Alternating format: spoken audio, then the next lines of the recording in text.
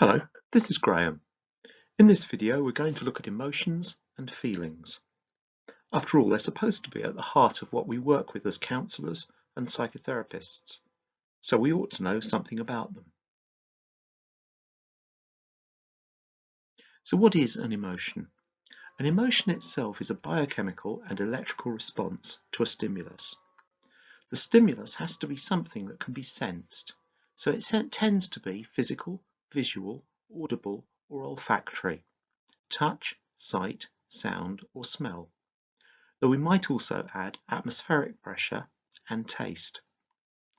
We may or may not be aware of the stimulus, and we can't be aware of the emotion itself because it's operating in the unconscious. We know that this stimulus is processed in three parts of the brain: the thalamus, the amygdala and the neocortex.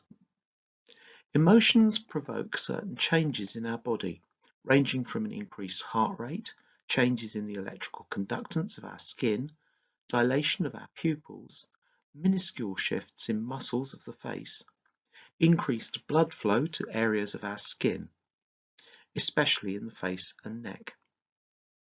It's the very quick-acting thalamus that provokes these. At the same time, the thalamus stimulates the amygdala, which, as you know from our work on dreams, is part of the mechanism that helps form memory. It filters and perhaps amalgamates memories to store them in the hippocampus. We owe a lot of our knowledge on the expression of emotions to Charles Darwin, whose book on the subject was published in 1872. We can measure most of the signs of emotional response, but they are not specific to the emotion itself. For example, two people might have a red flushed face.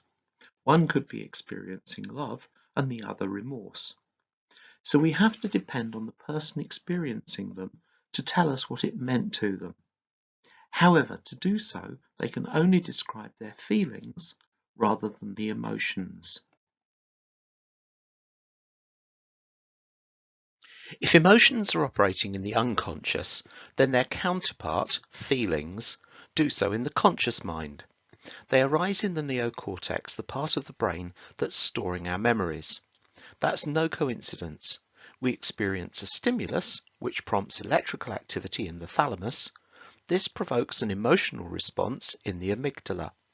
By the time we're aware of it, in other words, it's become a thing we are conscious of, it has moved through the hippocampus to the neocortex, where our recollection of feeling the same way in the past allows us to label this particular emotion, and that's how we can describe it.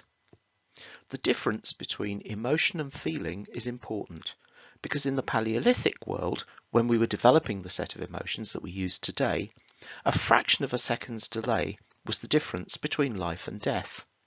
However, lots of people who write about emotions confuse the two.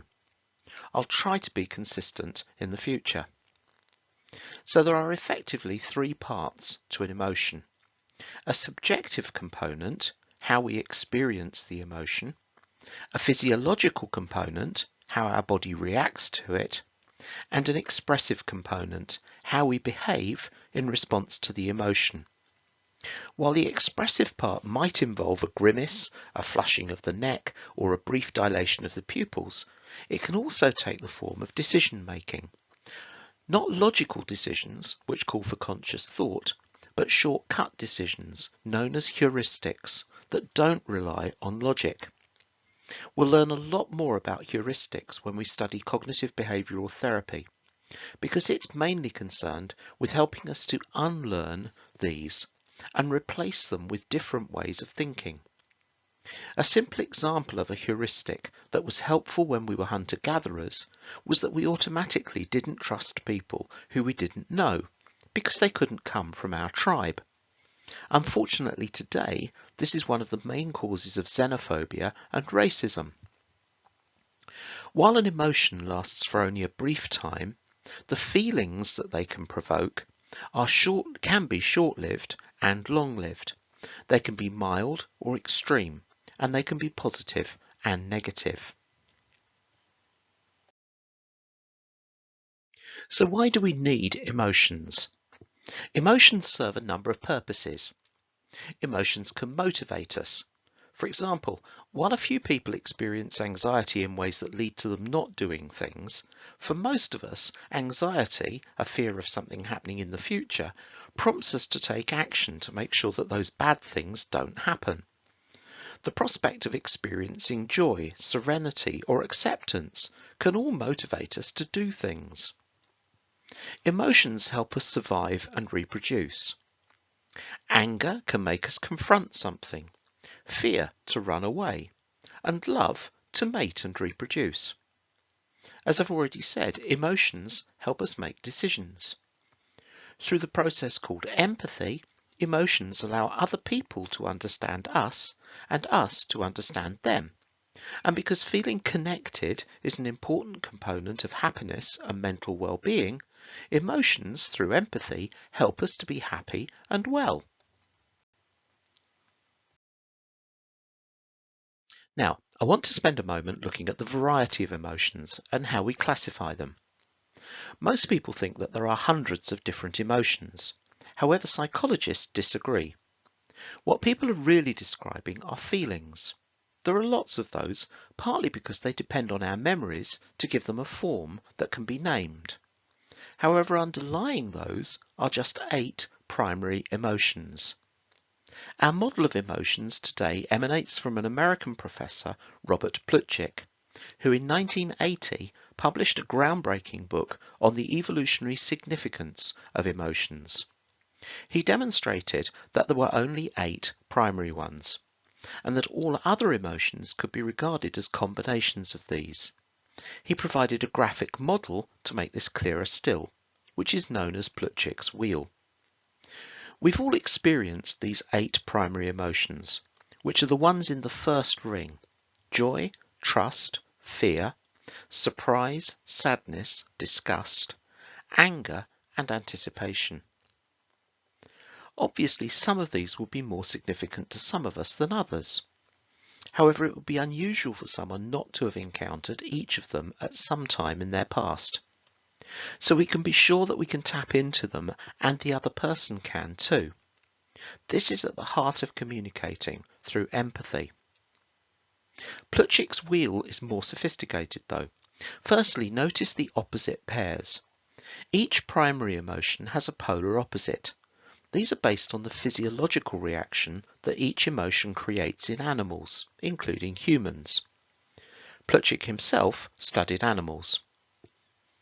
Joy is the opposite of sadness. Physiologically, the difference between connecting and withdrawing. Fear is the opposite of anger. We can get smaller and hide, or get bigger and loud. Anticipation is the opposite of surprise. We can examine something closely, or jump back. And disgust is the opposite of trust, the difference between rejecting something or embracing it. Then there are combinations. The emotions with no colour represent an emotion that is a mix of the 2 primary ones. For example, anticipation and joy combine to be optimism. Joy and trust combine to be love. Emotions are often complex, and being able to recognise when an emotion is actually a combination of 2 or more distinct ones is a helpful skill, especially as our clients are often overlaying them with distortions.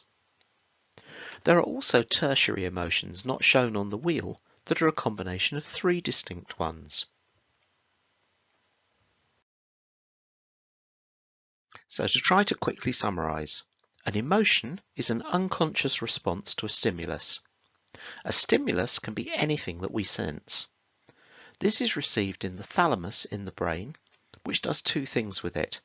It sets off a chain reaction of physiological responses, and it passes the message on to the amygdala, which uses it to associate this experience with others as a memory in the hippocampus.